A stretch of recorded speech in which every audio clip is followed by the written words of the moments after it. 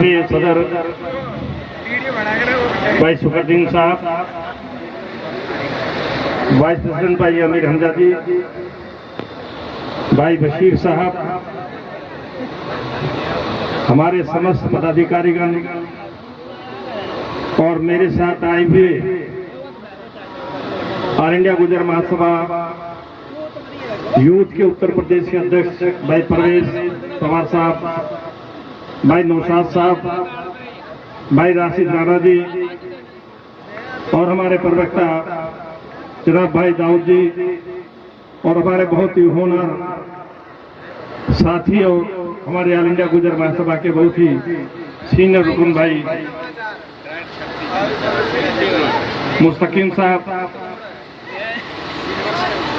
मंचासगण नेतागण, उपस्थित बुजुर्गों और नौजवान साथियों, सबसे पहले तो मैं अपने उन तमाम बच्चों से भी कहना चाहता हूं, जो बच्चे उधर से मुंह करे हुए खड़े हुए हैं, इन बच्चों को भी थोड़ा इधर कर लो, इधर आ जाओ सब तमाम के तमाम लोग। ये बदकिस्मती की बात है कि मैं ये बैनर देख रहा था और इस बैनर पर 35 लोगों के फोटो लगे हुए हैं। दिगर बिरादरी के नेताओं को छोड़ करके बाकी बिरादरी के 35 लोगों के फोटो लगे हुए हैं। अगर ये 35 लोग भी 10-10 आदमी अपने साथ लेकर के आते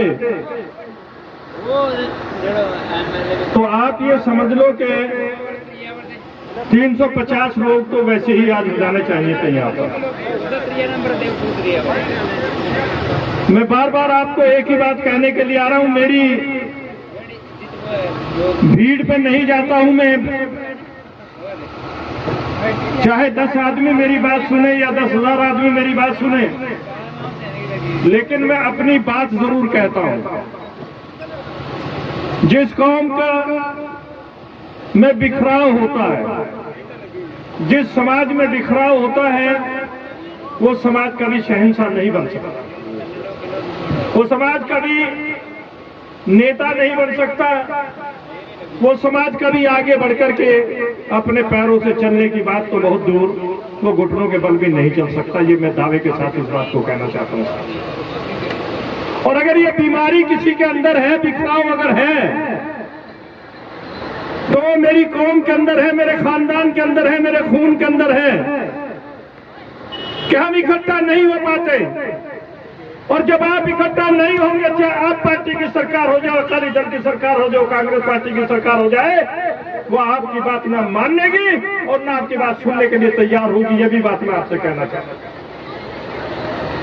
इसलिए मैं बार बार आप लोगों से कहना चाहता हूं, अपने अंदर अनुशासन पैदा करो।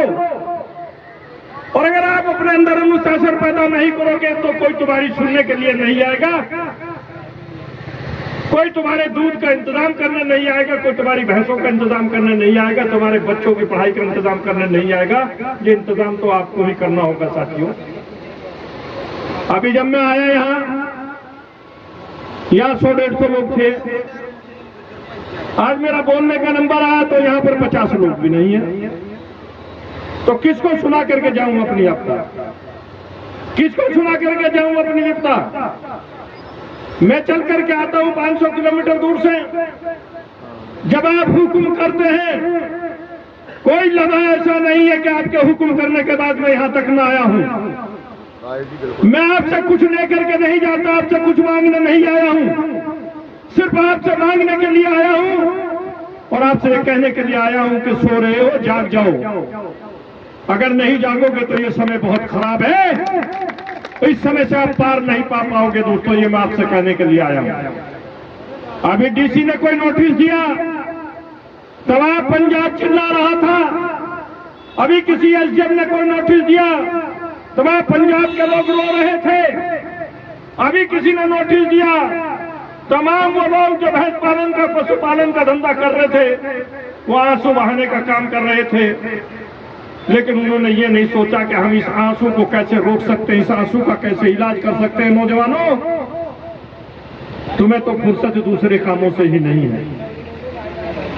आज भी अगर सबसे ज्यादा शिकायत कही जाती है आपकी, तो आप अपनी बहन को बहन न मान करके, अपनी माँ को माँ न मान करके, अपनी चाची ताई को ताई और चाची न मान करके आप दूसरे अंदाज से सोचने का काम कर रहे हो। मेरी कौम के नौजवानों, ये भी तुम्हारी शिकायतें पूरे देश और प्रदेश के अंदर घूमने का काम कर रही है।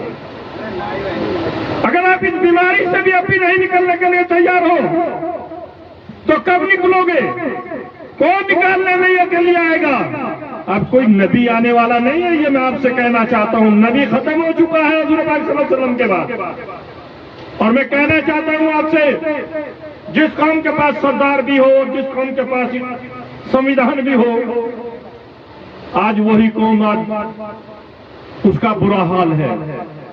वही आज नहीं समझ रही है, ना तो अपने संविधान पर विश्वास कर रही है, ना अपने सरदार पर विश्वास कर रही है, ना तो अपने पैगंबर पर विश्वास कर रही है, ना अपनी किताब कुरान पर विश्वास कर रही है। मैं दावे के साथ इस बात को कहना चाहता हूं, अगर आप कुरान पर उतर आओगे तो दुनिया की कोई भी ताकत, दुनिया की कोई भी कौम ऐसी नहीं होगी जो तुम्हारे हाथ पर बैठ करने के लिए नहीं आएगी। ये भी मैं दावे के साथ इस बात को कहना चाहता हूं साथियों। लेकिन क्या करें, बदकिस्मती है हमारी कौम की। हमारी कौम में नेता बहुत है, और पंजाब का तो इतना बुरा हाल है कि पंजाब के अंदर तो हर घर के अंदर 4 नेता है। जो लड़ाई इनकी शुरू होती है वॉइस कॉल से, वीडियो कॉल से, तो मेरे कान भी पक जाते हैं। मैं उनको सुनते सुनते एक दूसरे की बुराई को, जिस तरीके से ये लड़ाई लड़ने का काम कर रहे हैं, अगर ये वीडियो कॉल करने वाले लोग ही इकट्ठा हो जाएं तो इस कौम की शक्ल और सूरत बदल सकती है। ये मैं आपसे कहना चाहता हूं साथियों। हर आदमी मोबाइल चलाने लगा है, हर आदमी मोबाइल पर लड़ रहा है, हर आदमी एक दूसरे को नीचा दिखाने का काम कर रहा है, मोबाइल पर अपनी वॉइस कॉल देने का काम कर रहा है। मैं क्या बोल रहा हूं, क्या नहीं बोल रहा हूं, मेरे अंदर तालीम है या नहीं है बोलने की, मैं कौम की भलाई के लिए बोल रहा हूं या कौम की बुराई के लिए बोल रहा हूं, मैं कौम को उठाने के लिए बोल रहा हूं या कौम की लड़ाई लड़ने के लिए बोल रहा हूं, इस बात से कोई मतलब नहीं है किसी का भी। इस फोन ने हमें बर्बाद करने का काम कर दिया साथियों। ये भी मैं आपसे कहने के लिए आया।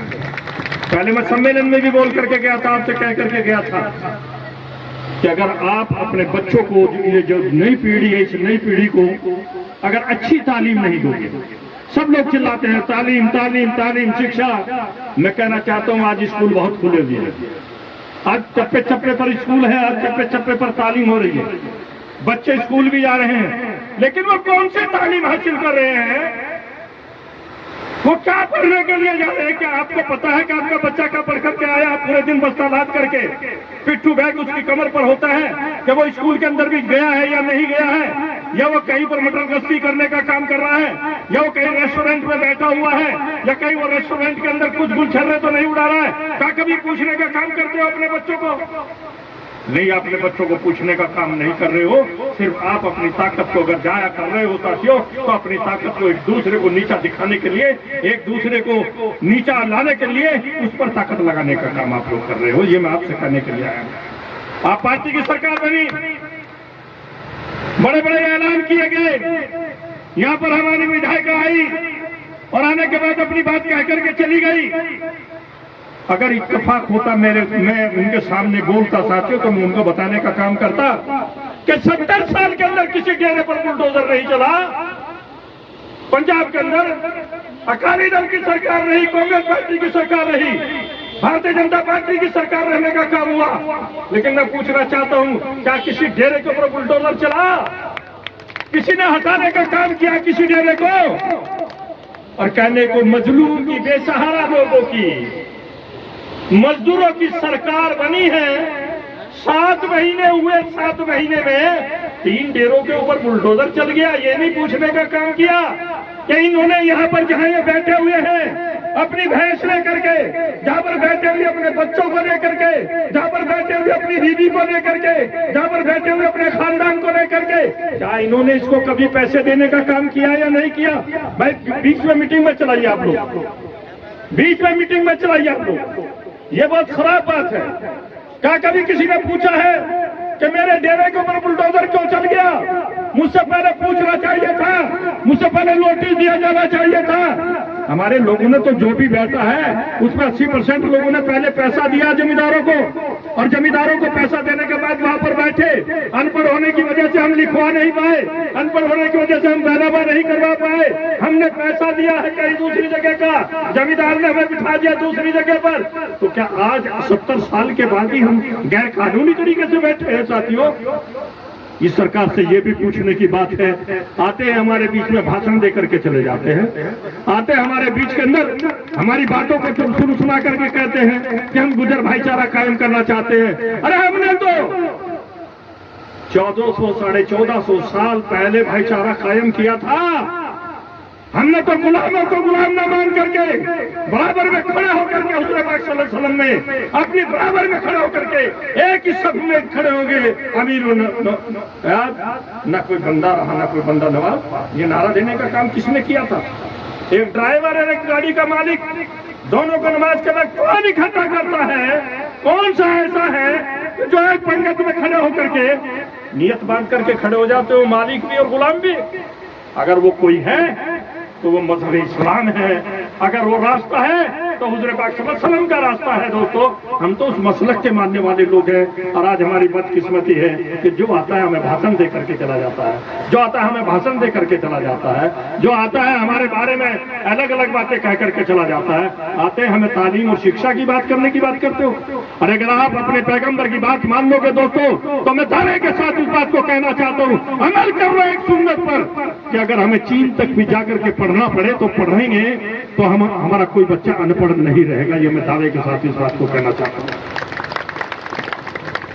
हमारे दोस्त सरदार ने कहा है हम दूसरे की क्या माने, इसलिए मैं दोस्तों कहने के लिए आया हूं इतनी दूर से, आप साथियों से और अपने जो यहाँ पर पदाधिकारी बने हुए, मैं उनसे बहुत खुले तौर पर यह कहना चाहता हूं कि आप लोग अपने अंदर सुधार पैदा कर लो। अगर आप अपने अंदर सुधार पैदा नहीं करोगे तो इस कौम को धोखा देने का काम कर रहे हो। अध्यक्ष जी, इस कौम को आप सुधारने का काम नहीं कर रहे हो। मुझसे चाहे आप जितना भी समय लें, मुझसे चाहे आप जितना भी वक्त लें, मुझे जिस वक्त भी आप पुकारने का काम करोगे, मैं ईमानदारी से दावे के साथ इस बात को कहना चाहता हूँ आप तमाम साथियों से कि मैं आपके बीच में खड़ा हुआ होऊंगा, और मैं आपसे कुछ नहीं मांगने के लिए आया हूँ, मैं सिर्फ और सिर्फ आपसे मांगने के लिए आया हूँ।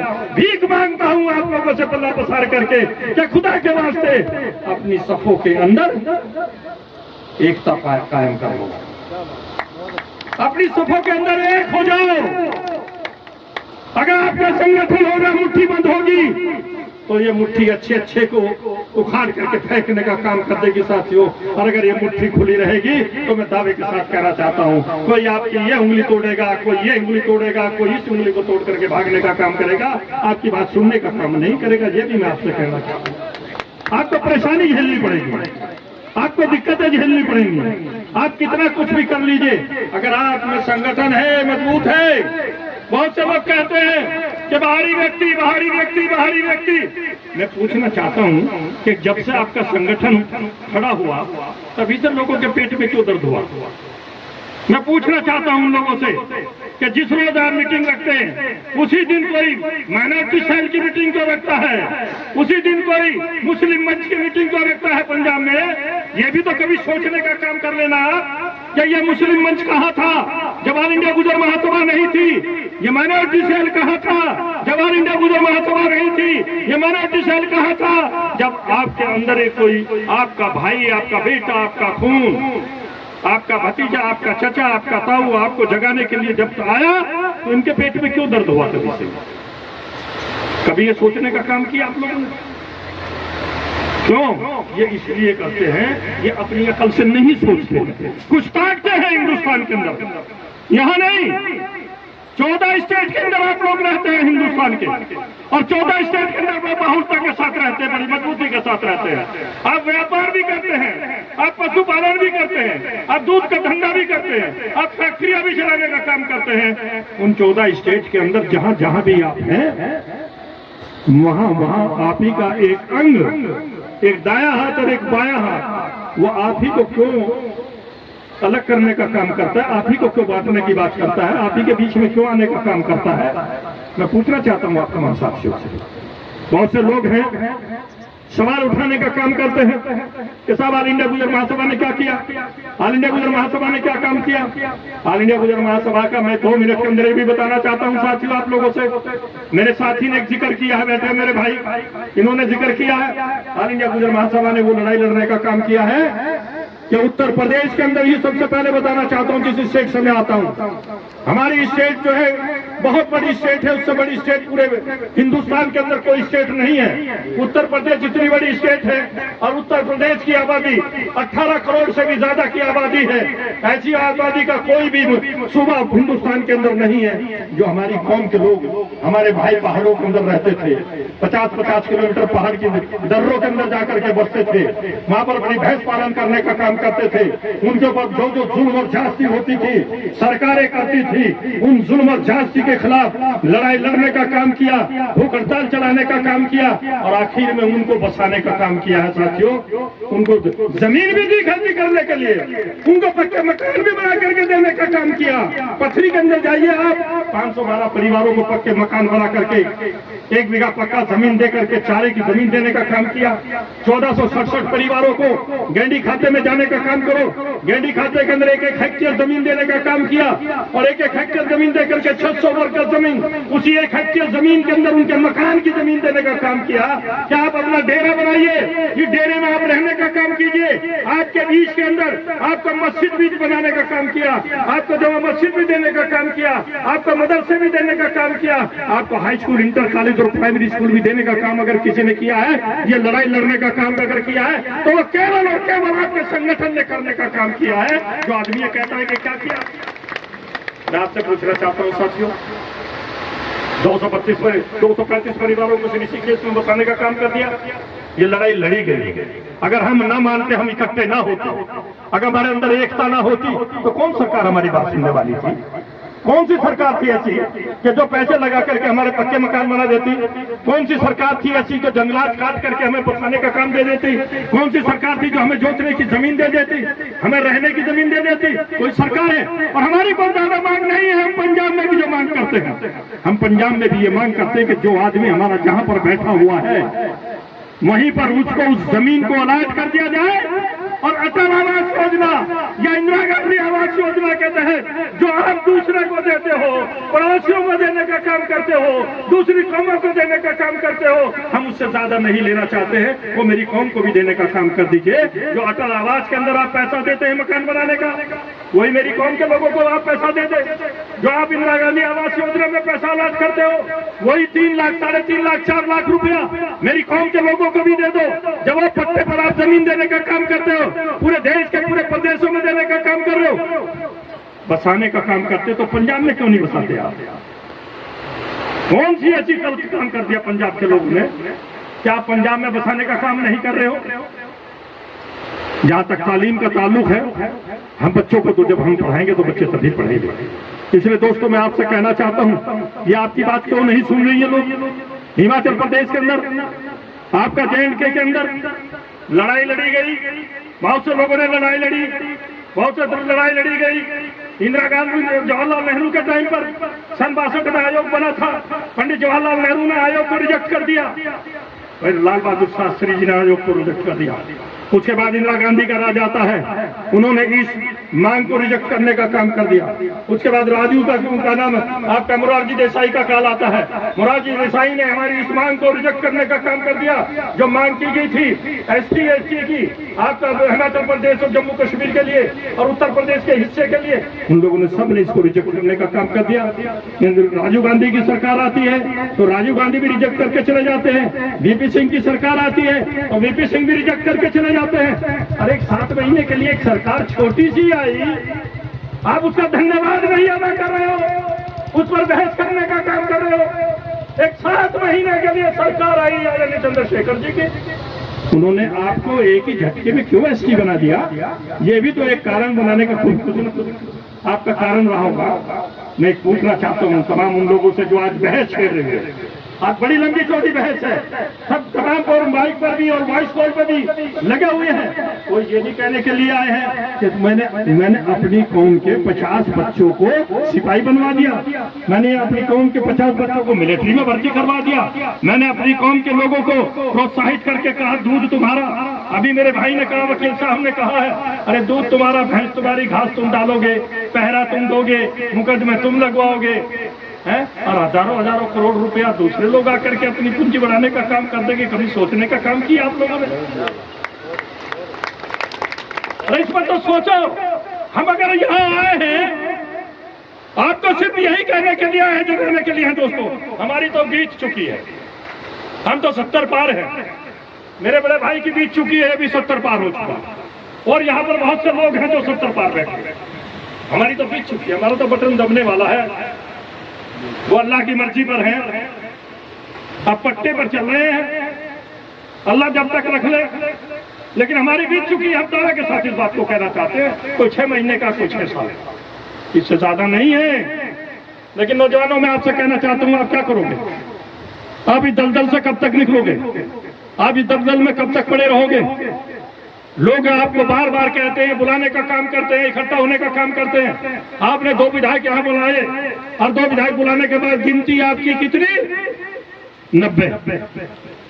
क्या वो 2 विधायक ये जान करके जाएंगे कि वो तुम्हारा काम कर लेंगे? जब गिनती तुम्हारी 90 होगी और 2 विधायक यहाँ पर आएंगे दूसरी पार्टियों के सत्ता पक्ष के, तो तुम्हारी ताकत से कोई डर के जाएंगे क्या? तुम्हारी ताकत से वो कोई मायूस होकर के जाएंगे क्या? तुम्हारी ताकत को वो सलाम करके जाएंगे क्या? बताओ तुम्हें। अरे तुम तो अपनी पोल खुद ही खोल रहे हो कि जिससे कोई आदमी तुम्हारी बात ही ना माना। 10 वहां खड़े, 5 वहां खड़े, 4 वहां खड़े, आपस में मीटिंग चला रहे हैं। एक विधायक यहाँ बोल रहा है और तुम मीटिंग चला रहे हो अलग बैठ करके। क्या यही अनुशासन है? इसलिए लोगों को बुलाते हो आप? बेइज्जती कराने के लिए बुलाते हो आदमियों को? अपने मेहमानों की अपनी उनकी इज्जत तो करने पर गए, अरे कम से कम बैठ करके उनकी बात ही सुन लो। आप लोग ये भी काम नहीं कर पा रहे हो, क्या आप आपस में मीटिंगें चलाते हो? जब विधायक बोलता है या कोई जिम्मेदार आदमी बोलता है तो आपको नहीं बोलना चाहिए, आपको अपनी मीटिंग नहीं चलानी चाहिए, आपको उसकी बात को सुनना चाहिए। अगर वो सही बात कर रहा है तो ताली बजा दो, अगर वो कोई गलत बात कर रहा है तो हाथ उठा करके संयम के साथ एक आदमी कह दो कि विधायक जी ऐसा नहीं है, नेताजी ऐसा नहीं है। ये इस तरीके से हमारे साथ ज्यादती हो रही है। यहाँ पर विधायक बोल के गए, ये आम बात है। क्या पूछा कोई से साथी ने? मैं पूछता हुआ अच्छा नहीं लगता। अगर मैं वो यहाँ होते रुए मैं बोलता, मैं उनसे पूछता 70 साल में हमारी झोपड़ी नहीं उठी, 70 साल में हमारी झोपड़ी के ऊपर किसी का डंडा नहीं चला। अगर 7 महीने के अंदर 7 महीने बनाम 70 साल, 7 महीने के अंदर हमारी झोपड़ी पर बुलडोजर क्यों चला? ये तो बता करके जो हमसे, हम कोई वोट देने की मशीन हो रही है? अगर हमें वोट देने की मशीन समझ लिया आप लोगों ने। इसलिए दोस्तों मैं फिर आपसे कहना चाहता हूं, मेरे ऊपर इसका कोई फर्क नहीं पड़ता भीड़ कितनी है कितनी नहीं है, मेरे ऊपर इसका कोई फर्क नहीं पड़ता। क्या कोई 1.5 लाख 2 लाख 3 लाख मजमा सुन रहा है या 10 आदमी बात सुन रहे हैं या 4 आदमी बात सुन रहे हैं, इससे कोई फर्क नहीं पड़ने वाला। अपनी बात कहनी चाहिए, अपनी बात कह करके मैं भी जा रहा हूं अपनी बात कह करके। और फिर एक बात दोहराना चाहता हूं साथियों, जो कौम बटी हुई होती है, जो खानदान बटा हुआ होता है, बिखरा हुआ होता है, वो शहंशाह नहीं बन सकता, वो नेता नहीं बन सकता, वो एमएलए नहीं बन सकता, वो देश की मुख्यधारा में नहीं जुड़ सकता।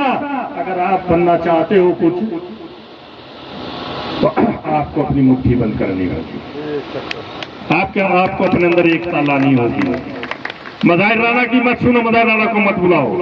जो मेरे से कोई और अच्छी बात करने वाला है उसको बुलाओ, मैं उसके पीछे जिंदाबाद का नारा लगाऊंगा। अरे लाओ तो निकले तो आगे आकर के जवाब दो। सबसे पहले झंडा मेरे हाथ में होगा कौम का, और मैं उसके पीछे नारा लगाऊंगा, जिंदाबाद का नारा लगाने का काम करूंगा। मुझे लीडर बनने का शौक नहीं है। बड़े बड़े मौके आए हैं मेरे पास मेरी इस उम्र के अंदर, लेकिन मैंने लीडरी पर लात मार करके हमेशा कौम को ऊपर रखने का काम किया, कौम को आगे बढ़ाने का काम किया। ये मैं आपसे कहने के लिए आया हूँ साहब। इसलिए दोस्तों फिर मैं कहता हूँ आपसे कि अपने अंदर एकता, बनाने का काम